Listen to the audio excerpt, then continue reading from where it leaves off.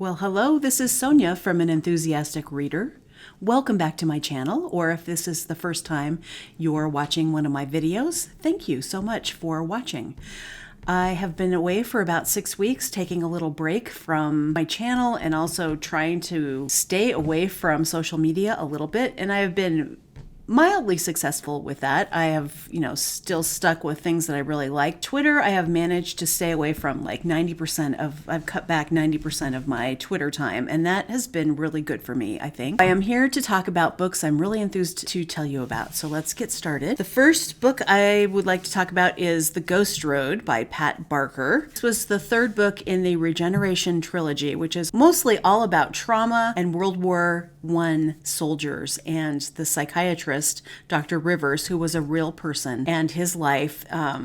All of the books are great, but The Ghost Road was fantastic. Like, it really brought everything together. It was so interesting, and it mostly focused on Rivers, and it focused on the other fictional character who was not based on a real life person named Billy Pryor. And he has been in every novel. We watched his whole progression from his first stay in the psychiatric hospital in the first book to him being out and doing some administrative tasks for the British government in the second book while reminiscing on his past. And in the third book, he really wants to go back to France to fight at the end of the war. And he has an opportunity to take a desk job, but he doesn't want it. He wants to go and fight. The drudgery of war, the horror, it's not a war novel per se in that you see a lot of battles like blow for blow or all of the, different waves of artillery or whatever, but you are living the life with Billy Pryor, some of his fellow soldiers, and they even take over a house in France, and they're like playing house in a sense in the lulls between the fighting.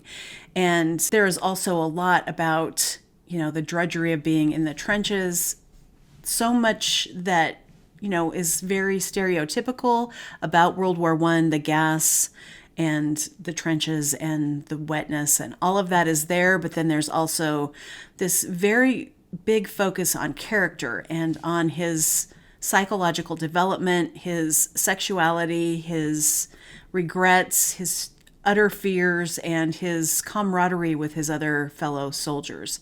And then you've got alternating chapters with Dr. Rivers as he is treating patients. Who have been afflicted by trauma in the war himself, and then also remembering back to an anthropological project that he was working on in Melanesia, which is the Sullivan Islands, I believe. And so he and some other people were going to write a book about the tribal life of the people on this island. And he really gets involved in the rituals and just observing. He is an observer more than anything else. His style is to kind of hold back and just watch. And that's true of his time treating psychiatric patients as well. He's not an interventionalist in many of the scenes. He is just watching and making suggestions. And at times he does push himself and push the patients a little bit harder, but he also sees that there's a moral choice in that, and he is ambivalent about getting soldiers well to send them back to the front. So there are all of these different things going on in this book. It was so good, and the ending really brought everything together. I don't want to spoil it, but if you're interested at all in war literature or just literature about humanity and about ethics and psychology, sexuality, all of these things coming together, would highly recommend the whole trilogy, and especially The Ghost Road. It came out in 1996 and it did win the Booker Prize. I did a little bit of research on Pat Barker, and her first 4 books were about women that were in the lower class and were like working class or lower class people in the northern part of England, and people that she would have known because that's where she was raised. And critics were saying, yes, she's good at what she does, but can she write men? And so the Regeneration trilogy was her answer to that question. Yes, she can write about men, and that's infuriating, isn't it? So anyway. Okay, the next book I want to talk about is Fellowship Point by Alice Elliott Dark. This book is about two 80-year-old women who are best friends, and their family ancestors have been friends. They've been families that have come together, and generations before, the ancestors had created this fellowship point, which is a land grant, a land trust, and each of the families built a home there. They summer there because it's on the coast of Maine, so it's not someplace that they want to winter. But for their entire lives, these two women have gone to this land to convene with nature and just have this, enclave. And they are Quakers. Probably not practicing Quakers as much as their ancestors had been, but that's kind of the ethos of the family. But they're very wealthy, obviously. But this novel is a story of their friendship. This novel is a story of their friendship. Agnes Lee and Polly. Polly is married to Dick, and Dick is a very crotchety, very anxious and insecure person, and Agnes does not like him very much and makes it very clear throughout the whole marriage that Polly and Dick have that she doesn't really like him very much and is always looking at every opportunity to undercut him a little bit. But aside from that, she is such an interesting and introspective character. She is a writer. She is very famous for writing this series of children's books about a little girl doing different things, different adventures and different tasks. And so she's very well known for that. But she also secretly has been writing this series of novels about women in Philadelphia because that's where she grew up. And these, there were 8 books, and they come out, and they're written anonymously under a pseudonym. So no one in her whole life, including Polly or anyone else in her life, knows that she is the author of this series. And that's really interesting.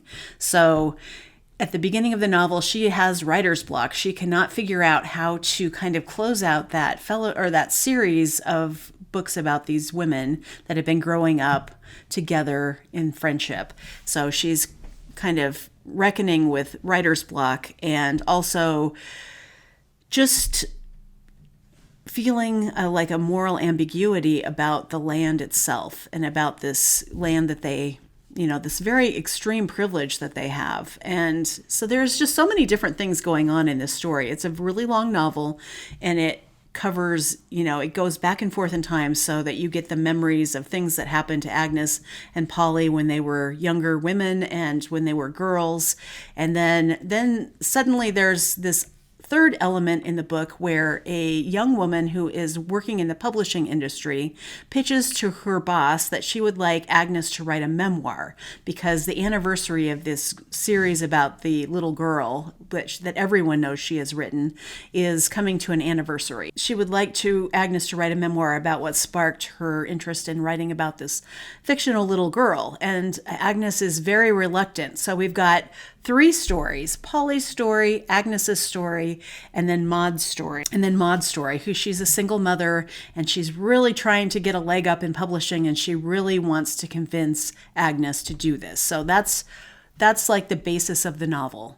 So it's kind of an old-fashioned novel that you would think of like a Rosamund Pilcher or something where it's a big family saga over, many decades.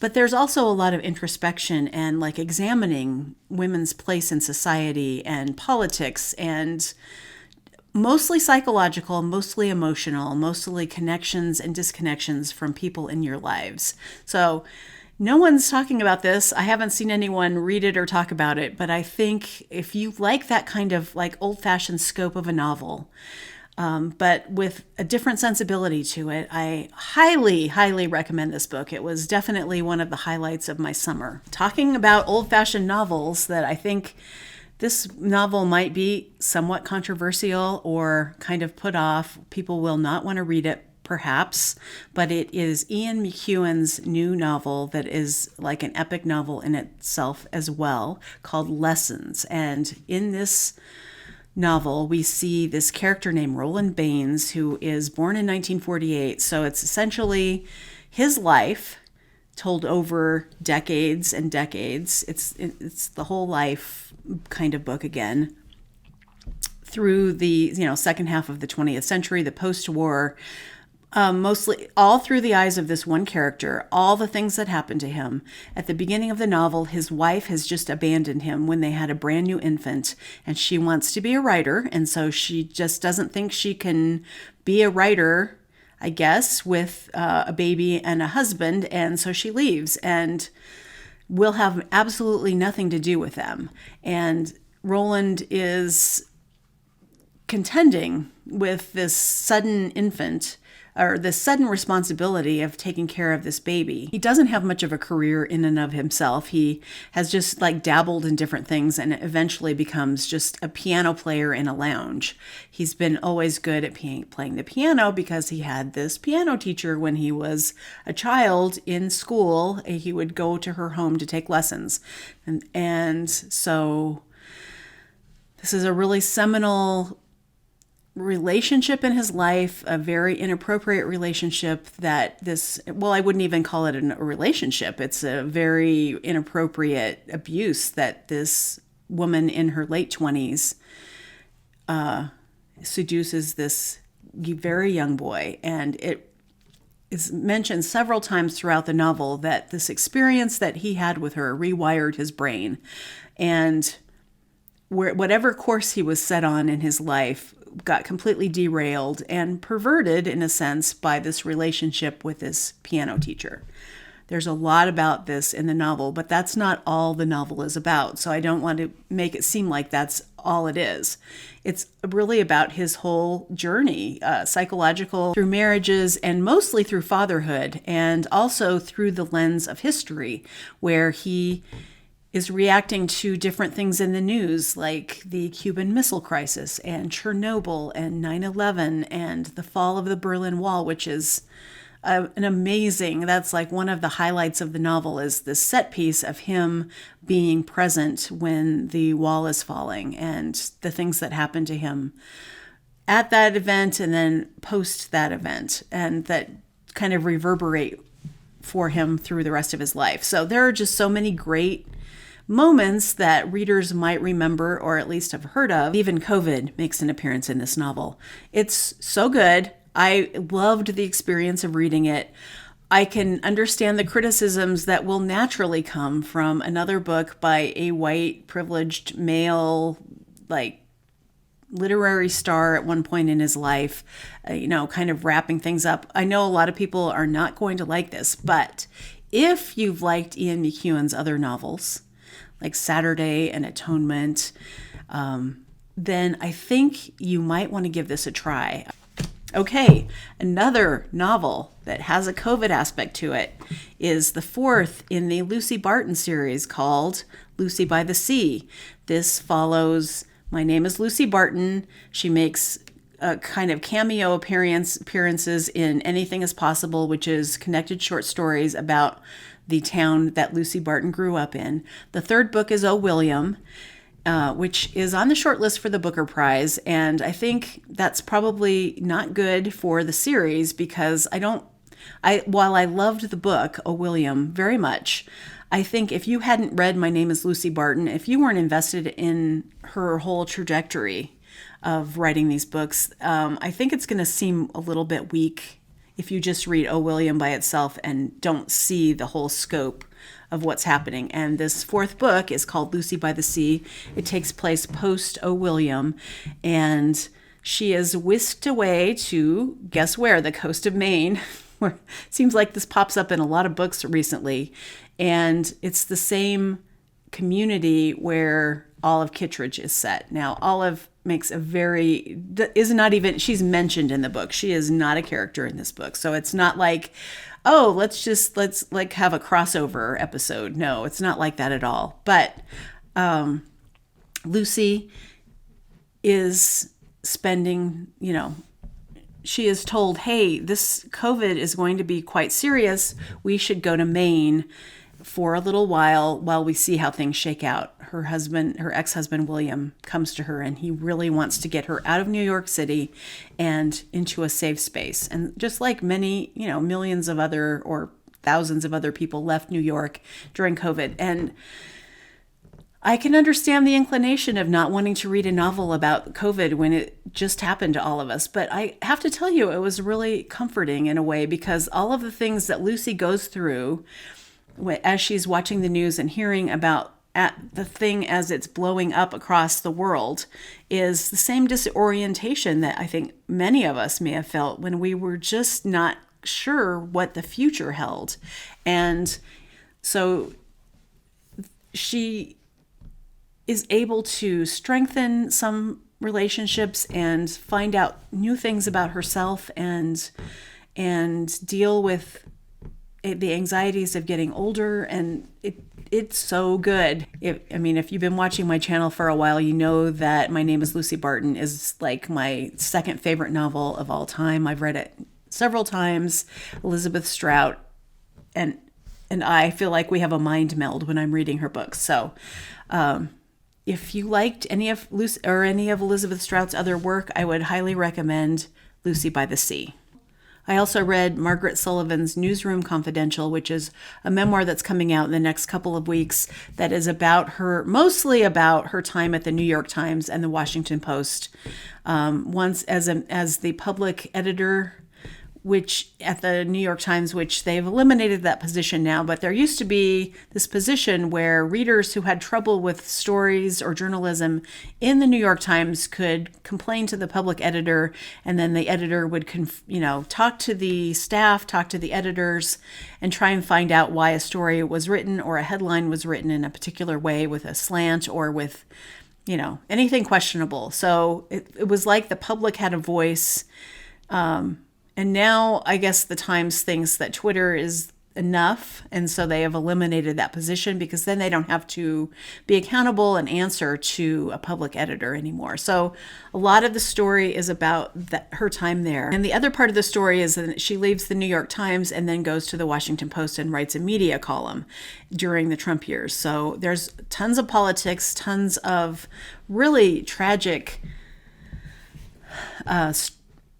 statistics about the death of newspapers in the country and how they are gutted and bought out by venture capitalists, like the Denver Post, for instance, has been gutted by Alden Capital, and it's just a shell of the paper it once was. They charge $50 a month for a diminished newspaper, so they're making plenty of profit on it. And I had to quit taking the paper because it wasn't getting delivered every day, even though it should have been. And then they raised the price to $50 a month, which seems like exorbitant for a newspaper when it used to, I understand that the cost of business has gone up, but I think it's predatory.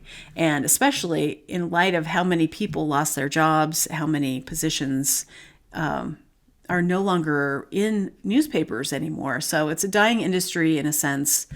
I've always wanted to support newspapers because I really believe in them and believe in local journalism. And I also believe in the New York Times and the Washington Post. But I'm very disillusioned at times by things that happen in the whole industry. And so her memoir essentially just mirrors my own concerns about the media and the future of journalism and the future of saving democracy. So I think it was worth it. I do wish there'd been a little bit more gossip, because that's just my way of, like, when I read a memoir or I read books about things, I want to know what's really going on behind the scenes, and I want it all out there. And this didn't have that. She was very circumspect in many regards, and she was very respectful to everyone she worked with. And this was not like any way a smear on anyone or anything that happened, even though there were very serious disagreements in terms of coverage and of criticism of those coverages. So it's coming out in the next couple of weeks. If you like nonfiction about industries, this would be a good one to read. All right, I think this has gone on quite long, and I am so glad to catch up with you, and I will very soon see you in the next video. Bye.